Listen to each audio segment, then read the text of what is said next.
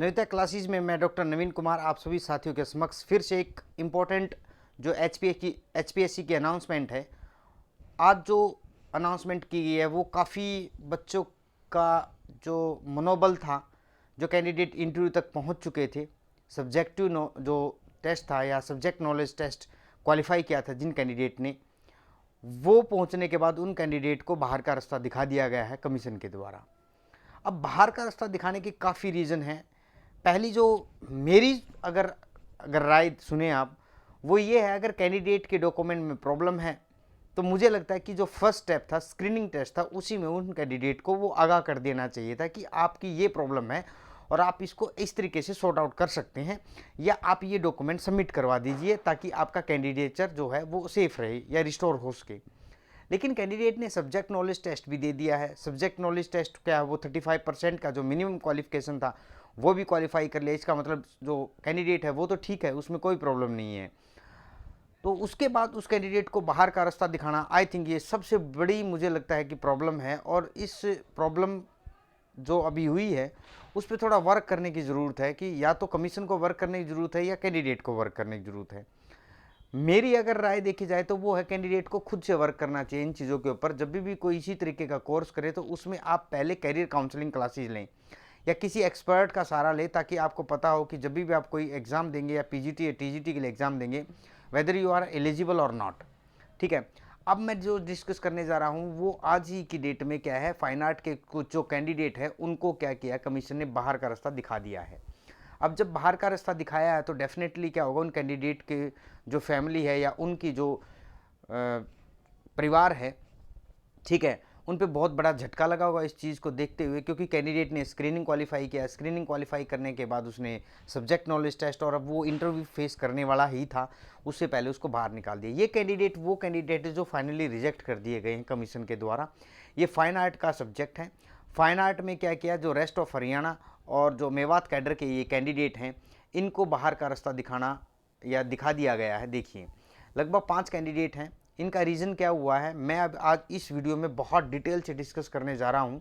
जो भी साथी आने वाले टाइम में पीजीटी का जो इंटरव्यू दे रहा है या देगा, उन कैंडिडेट के लिए बहुत ज़रूरी है कि आप एक बार ये ज़रूर देख लें कि आपके भी एप्लीकेशन फॉर्म में इस तरह की कोई प्रॉब्लम तो नहीं है। क्योंकि क्या है कि कमीशन ना आप लोगों को आगाह कर रहा है और आपको इंटीमेट कर रहा है थ्रू मेल या थ्रू जो अनाउंसमेंट है एचपीएससी की साइट पे, ताकि आप कैंडिडेट जो ऑन द टाइम, जो टाइम देता है कमीशन जिस भी सब्जेक्ट में है, उसमें आप अपने डॉक्यूमेंट जो हैं वो कंप्लीट कर ले या अपनी एक रिप्रेजेंटेशन दे regarding any type of rejections, कि whatever the document is not there. अगर वो डॉक्यूमेंट हैं, हो सकता है वो ओल्ड डॉक्यूमेंट हैं, तो कमीशन आपके कैंडिडेचर को रिस्टोर कर सकता है on the behalf of representation. Representation must होती है, क्योंकि कैंडिडेट हो सकता है एप्लीकेशन जब फॉर्म फिल कर रहा है वो एरर भी हो सकता है, उस एरर को वो रेक्टिफाई कर सकता है। क्योंकि ज़रूरी नहीं है कि हर कैंडिडेट के घर में लैपटॉप या कंप्यूटर सिस्टम है और वो नॉलेज इस तरीके की नॉलेज रखता है फॉर्म फिल करने की। तो हो सकता है किसी भी सेंटर पे उसने फॉर्म फिल करवाया तो वो गलती हो सकती है, उस एरर को वो ठीक कर सकता है अगर उसके पास वैलिड प्रूफ है या वैलिड डॉक्यूमेंट है। इन कैंडिडेट का जो रिजेक्शन हुआ है उसके मैं रीज़न डिस्कस करूंगा अभी, क्या रीज़न है। ये 5 कैंडिडेट हैं जो 8 तारीख में अभी देखिए ये कमीशन ने इनको रिजेक्ट किया फाइनली, ताकि ये इंटरव्यू तक ना पहुंचे। और ये कैंडिडेट डेफिनेटली अभी इंटरव्यू फेस नहीं कर पाएंगे, क्योंकि इनको 3 तारीख को एचपीएससी ने एक नोटिस जारी किया था कि 6 तारीख तक, 3 से लेकर 6 तक आप अपना कमीशन में रिप्रेजेंटेशन दें regarding what ever the document is lacking, या कोई ऐसा डॉक्यूमेंट है जो आपने प्रेजेंट नहीं किया है, या वो डॉक्यूमेंट क्या है ठीक से वो आपने एप्लीकेशन जो फॉर्म फिल किया था उसमें अपलोड नहीं हो पाया है, तो आप ओरिजिनल के साथ एचपीएससी में पहुंच जाएं या मेल कर दें एचपीएससी को। और एचपीएससी ने ये इंडिविजुअल कैंडिडेट के पास भी मेल किया था कि आपके डॉक्यूमेंट में ये कमी है। अब देखिए, इससे पहले एचपीएससी का जो अनाउंसमेंट आई थी उसमें क्या है, पूरी डिटेल दी गई थी कि ये जो कैंडिडेट हैं एचपीएससी के, ये कैंडिडेट जो हैं ये तो रिजेक्टेड है, जो फाइनल रिजेक्ट कर दिए गए। ये वो कैंडिडेट हैं जो रिजेक्शन लिस्ट में डाले थे, और रिजेक्शन लिस्ट ये वो कैंडिडेट हैं जो फाइनली अब रिकमेंड किए हैं इंटरव्यू के लिए। ये कैंडिडेटों जो भी कैंडिडेट हैं ये अपना रोल नंबर चेक कर लें, इनको फाइनली क्या किया है, कमीशन ने रिकमेंड कर दिया है। और रिकमेंडेशन के बाद अब आप लोगों का जो है इंटरव्यू, देखिए यहाँ पे लिख रखा है कि इन कैंडिडेट जो इंटीमेट किया था, इन्होंने अपनी रिप्रेजेंटेशन दे दी है और फाइनली रिप्रेजेंटेशन देने के बाद इन कैंडिडेट को इंटरव्यू के लिए कॉल लेटर अभी आ जाएगा, जो भी डेट इनकी डिसाइड है। अब देखिए, जो कैंडिडेट रिप्रेजेंटेशन दे चुका है तो उनका तो कैंडिडेचर बच गया है। अब मैं बात करता हूँ रीज़न क्या हुआ है, अब उस मुद्दे पे आते हैं। देखिए, रीज़न क्या है, बहुत सारे हैं। मैं बात करूँगा जो एडवर्टाइजमेंट आई थी, ये एडवर्टाइजमेंट है पीजीटी पॉलिटिकल साइंस की है, तो और जितने भी सब्जेक्ट हैं उनकी भी सेम गाइडलाइन होंगी, डिफरेंट तो हो नहीं सकती। उसमें मैं सबसे बड़ा जो मुद्दा देख रहा हूँ, या बच्चे मेरे पास क्यूरी भी आई है बच्चों की, या सर हमारा कैंडिडेचर है तो वो रिजेक्ट होने के क्या रीज़न हो सकते हैं, या किस तरीके से रिजेक्ट हुआ है। अब मैं इस पर इम्पोर्टेंट चीज़ जो डिस्कस करने जा रहा हूँ, पहले हम एसेंशियल क्वालिफिकेशन की बात करते हैं। मैंने इस पर वीडियो भी बनाई है, आप उसमें जाके देख सकते हैं कि किस तरीके से आप अपने कैंडिडेचर को, या आपने अगर फॉर्म फिल किया या आपने ध्यान से नहीं पढ़ा है तो ये भी रीज़न हो सकता है कि आपका कैंडिडेचर रिजेक्ट हुआ है। पहली चीज़ मैं देख पा रहा हूँ इसमें, देखिए एमए पॉलिटिकल साइंस है या कोई भी आपका सब्जेक्ट है, पॉलिटिकल साइंस को छोड़ दीजिए, एमए है, at least 50% marks and BEd from the recognise university. अब बीएड के बारे में ऐसा कोई डिस्कशन नहीं है कि बीएड आपकी क्या होनी चाहिए, सब्जेक्ट जो है उसमें ही हो, ठीक है। तो बीएड नॉर्मल है, हो सकता है कि कैंडिडेट का जो रिजेक्शन हुआ उसमें बीएड में कोई प्रॉब्लम हो, या किसी ने उसने अपना जो सब्जेक्ट है वो ना सिलेक्ट किया हो बीएड के दौरान। एटलीस्ट 50% मार्क्स आपके चाहिए। अब मैं आपको एक डिस्कशन करता हूँ इश्यूज़ पे। जो कैंडिडेट कैटेगरी में हैं उनको 5% की क्या है वेटेज दी गई थी कि 5% आपके कम हो तो आपका काम चल जाएगा। अब कैंडिडेट ने क्या कैलकुलेट किया मैं बताता हूँ। उन कैंडिडेट ने क्या किया, 50% मार्क्स है ना, 5% लेस सोच लिए। 5% लेस का मतलब क्या है, 50 के 5% कितने होंगे, 2.5। अब 2.5 होंगे तो आपके मार्क्स कितने हो चाहिए, 7.5%। अगर ये कैटेगरी के कैंडिडेट हैं या कोई ऐसा है, अभी मैं दिखाता हूँ क्या प्रोविज़न है इसमें, 47.5% मार्क्स अगर आपके हैं तो आप सेफ हैं। अगर इससे अगर मतलब आपके 47 पॉइंट या 0 भी रह गए तो तभी भी आउट ऑफ रेस हैं आप बाहर निकाल दिए जाएंगे। क्योंकि 5% का मीनिंग ये नहीं कि आप 100 में चेक करें, आपको चेक करना है जो आपने कमीशन ने आपको 50% का क्राइटेरिया दे रखा है। 50% का जो 5% है वो 2.5 होता है, तो 50% में से 2.5 आप जब डिडक्ट करेंगे तो आपका बचता है 47.5%। तो ये प्रॉब्लम आई है कैंडिडेट के साथ, जो मेरे से बात हुई है कि उसने सोचा कि 50 का जो 5% है वो 5 ही % होगा, और उसने 45% उसके थे और उसने फॉर्म फिल किया और फाइनली वो पहुंच भी गया था, लेकिन क्या हुआ, वो रिजेक्ट हो गया। क्यों? मार्क्स आपने ध्यान से देखने, आपके मार्क्स क्या है 47.5% होने चाहिए, इससे नीचे अगर आपके हैं तो you are out of race, ठीक है, आपकी इसमें कोई रिप्रेजेंटेशन नहीं चलेगी। दूसरी चीज़, आप इम्प्रूवमेंट बाद में किया है तो वो भी नहीं चलेगा। दूसरी चीज़, अब मैं जो कुछ कैंडिडेट पंजाब के हैं उन्होंने मैट्रिक विद हिंदी, पंजाब में हिंदी अगर नहीं है, ठीक है, संस्कृत तो बहुत कम है, हरियाणा में भी संस्कृत को फॉलो नहीं करते, लेकिन अगर हिंदी नहीं ली है तो डेफिनेटली आप बाहर हैं। क्योंकि एमए में, बीए में हिंदी अगर है चलो वो भी चल जाएगी। अगर उस कैंडिडेट ने, पंजाब के कैंडिडेट ने हिंदी नहीं पढ़ रखी है और वो फाइट कर रहा है फाइन आर्ट में, तो वो वैसे ही आउट ऑफ रेस है, इसलिए भी उसको बाहर निकाल दिया गया है, ठीक है। उसके बाद अब देखिए सर्टिफिकेट हो आपका एचटेट और एसटेट, ये है जो आपका स्टेट जो स्कूल टीचर एलिजिबिलिटी टेस्ट है, वही क्या है आपका एसेंशियल है। इसके अलावा अगर आप कोई भी सर्टिफिकेट लगाते हैं, आरटेट लगाते हैं, तो वो एलिजिबल आपका नहीं है। एक चीज़ को मैं आप क्लियर बता चुका हूँ, ये मेरी जो प्रीवियस वीडियो मैंने उसमें भी इस पर डिस्कस किया था। अब इसमें क्या है, जो स्टेट और टेट पास किया है बीएड के बिना, उन कैंडिडेट को रिलैक्सेशन दिया गया था, ठीक है ना, consider eligible for the post of PGT in case of direct recruitment, ठीक है। अब देखिए इसमें इंपॉर्टेंट चीज़ क्या है, यहाँ पे बात की गई है कंसिस्टेंट गुड एकेडमिक रिकॉर्ड की। कंसिस्टेंट गुड एकेडमिक रिकॉर्ड की जब मैं बात करता हूँ तो उसमें देखिए क्या है, यहाँ पे consistent good academic record means the candidate having 50% mark after taking average of any 3 examination. अब क्या कर सोचते हैं कैंडिडेट कि मेरे पास ना 50% मार्क्स हैं एमए में और मैं एलिजिबल हूँ, उसने फॉर्म फिल कर दिया, उसने स्क्रीनिंग भी क्वालिफाई किया, उसने मेंस भी क्वालिफाई किया सब्जेक्ट, लेकिन उसने ये नहीं देखा कि उसके 10th और 12th में कितने मार्क्स हैं, और यूजी और पीजी में तो आपके मस्ट 50% है, इसको तो कोई आप नकार ही नहीं सकता। अब इस कैंडिडेट ने इन तीनों में नहीं ध्यान दिया कि उसके किसी 3 में एग्रीगेट 50 बन रहे हैं नहीं बन रहे हैं। मान के चलिए अगर आप पीजी को भी 50% किसी के हैं उसको भी कंसिडर करें और इनमें नहीं बने, ठीक है, एवरेज आपकी, तो आप वैसे ही बाहर हो गए। मैंने इस पर एक वीडियो बनाई है, आप उस वीडियो में जाके देख सकते हैं, बहुत अच्छे से मैंने उसको एक्सप्लेन किया है। काफ़ी कैंडिडेट इस रीज़न से फेल हुए हैं। उसके बाद इसमें देखिए इंपॉर्टेंट चीज़ क्या है यहाँ पे, डिप्लोमा और जो सर्टिफिकेट है वो रिकॉग्नाइज इंस्टीट्यूशन से हो, ठीक। अब रिलैक्सेशन क्या है, एज पर Haryana state school education cadre service rule 2012, relaxation up to 5% in qualifying marks, जो मैंने अभी डिस्कस किया है, जो एससी कैंडिडेट को दिया गया है या डिसेबल्ड को दिया गया है, तो 5% कैलकुलेशन करने का मैंने तरीका बता दिया। आप उस तरीके से कैलकुलेट करेंगे तो आपका कैंडिडेट सेफ है। दूसरी चीज़, जिस कैंडिडेट ने क्लोजिंग डेट कितनी थी इसकी, 18 थी, ठीक है। मैं एग्जांपल लेता हूँ, पॉलिटिकल साइंस का एग्जांपल है, ये 18 थी। अब जिस कैंडिडेट ने 18 के बाद कोई इम्प्रूवमेंट किया है, ठीक है, और वो इम्प्रूवमेंट पहले उसके कितने थे, 50 से कम थे, अब इम्प्रूवमेंट करने के बाद वो अगर लेके जाएगा कमीशन के पास, वो आपका कैंडिडेट क्या हो जाएगा, रिजेक्ट हो जाएगा। क्योंकि डेट क्या है आपकी, डेट है ये आपकी 18 जुलाई 2023, ठीक है ना। इससे पहले का हो कोई प्रॉब्लम नहीं, भले ही 18 जुलाई का हो कोई प्रॉब्लम नहीं, लेकिन 19 अगर हो गई तो आपका कंसिडर नहीं किया जाएगा इम्प्रूवमेंट। ये चीज़ ध्यान रख ले, जिस कैंडिडेट ने इम्प्रूवमेंट के लिए अप्लाई किया था या इम्प्रूवमेंट करवाया है तो डेफिनेटली वो तो अपने आप ही बाहर हो गई। उसके बाद मैं बात करता हूँ कि क्लोजिंग डेट की बात हो गई। अब सर्टिफिकेट डॉक्यूमेंट है, क्लोजिंग डेट से पहले के हों, ये चीज़ ध्यान रखें, क्लोजिंग डेट से पहले के हों। और बहुत सारे जो डिस्कशन किया है सर्टिफिकेट पे वो सेशन 2023-24 के हों, मतलब जो ईयर जब चला हुआ 2023-24 उसी का ही आपका सर्टिफिकेट हो, चाहे वो आपका कास्ट सर्टिफिकेट है, चाहे आपका कोई EWS सर्टिफिकेट है या PWD सर्टिफिकेट है। तो एक चीज़ का ध्यान रखें, ये आपका सर्टिफिकेट सिर्फ 2023-24 का हो।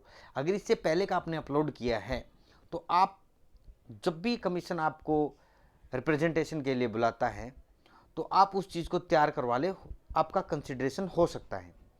क्योंकि उससे पहले का है, कोई बात नहीं, कैंडिडेट ने लगा दिया, कोई प्रॉब्लम नहीं है, लेकिन अब उसके पास फ्रेश है, कोई दिक्कत नहीं है, वो रिस्टोर कर लेते हैं, इन चीज़ों को मान लेते हैं। और काफ़ी कैंडिडेट का कमीशन ने ये चीज़ मानी भी है।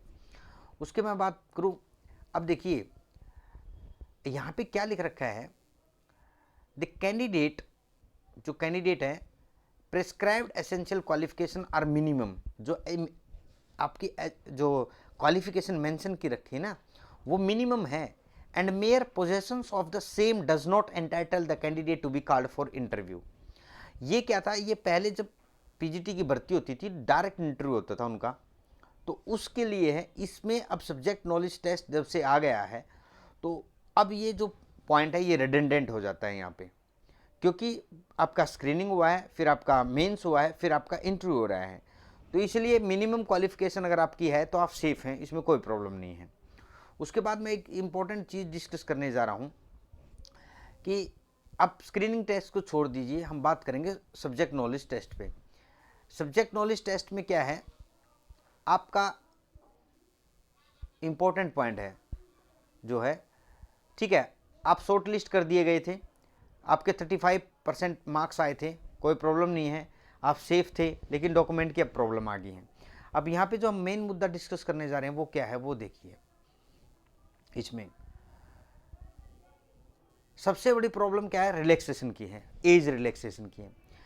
जिन कैंडिडेट का रिजेक्शन हुआ है उन्होंने ना एज रिलैक्सेशन के लिए अप्लाई किया था। मेरी एक कैंडिडेट से बात हुई, एज रिलैक्सेशन उसने कैसे डिमांड की, मैं उसको बताऊंगा क्या तरीका उसने अपनाया और उसका कैंडिडेचर क्या है, रिजेक्ट हो गया। मान लीजिए आप कोई भी ऐसी कैंडिडेट है, 5 साल का आपको रिलैक्सेशन है, बैकवर्ड का भी 5 साल का है, 10 ईयर। अब देखिए PWD की मैं बात करूँ, PWD कैंडिडेट जो हैं उनको 10 ईयर का रिलैक्सेशन है एज में, plus 5 year if PWD applicant belong to the SC ST BC EWS category, और subject to the maximum of 52 year, ठीक है ना। A और B पोस्ट के लिए 52 साल की उम्र होगी आपकी। आप अगर PWD SC PWD BC या EWS कैंडिडेट हैं। ठीक, उसके बाद इसी में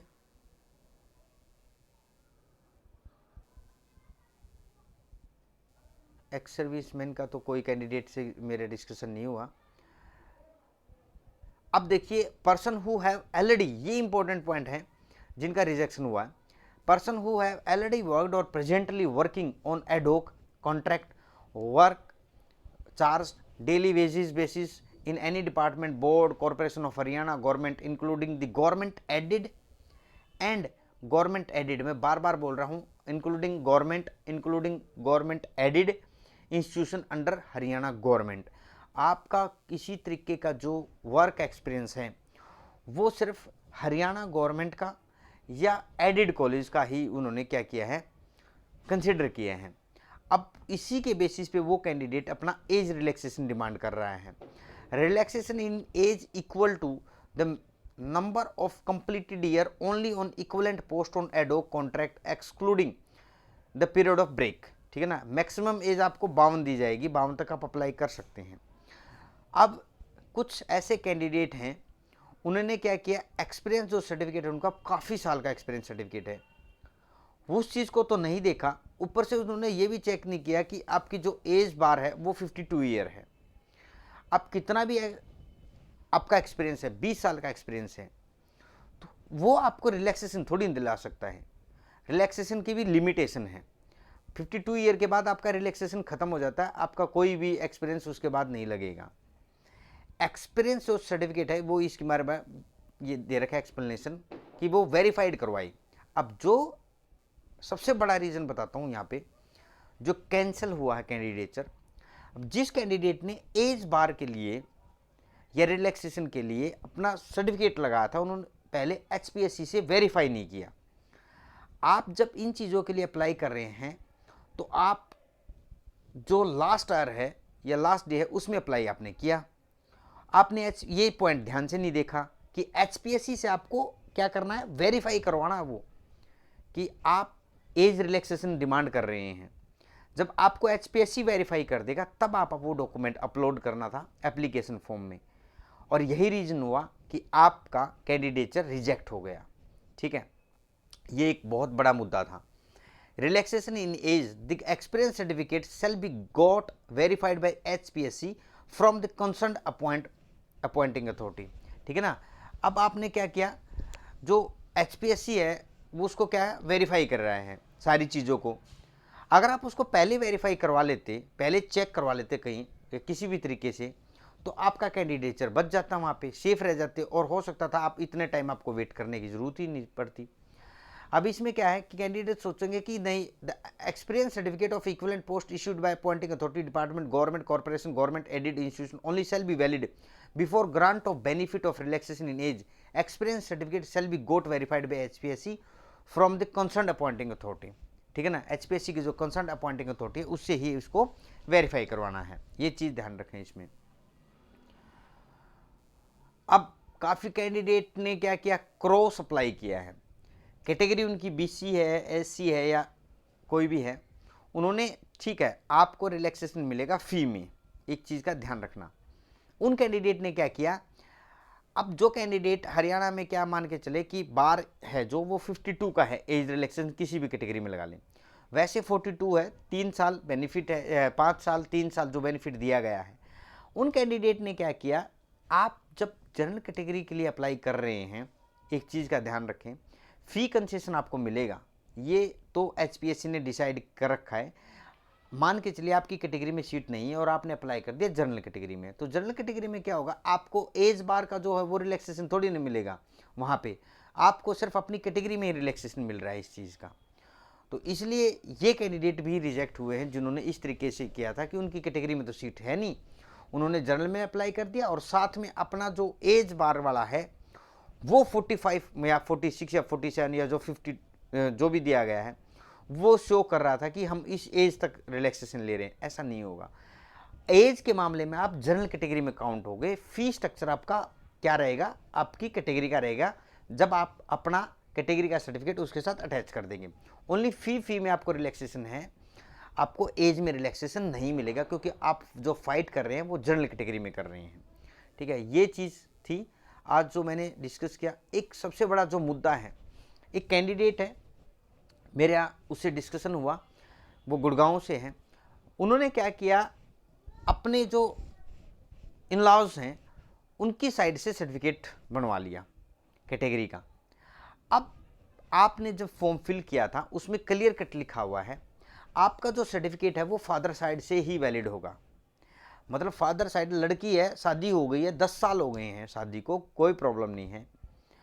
आपके फादर का जो रिकॉर्ड है या फादर की साइड में है उसी से ही आपका सर्टिफिकेट मान्य होगा।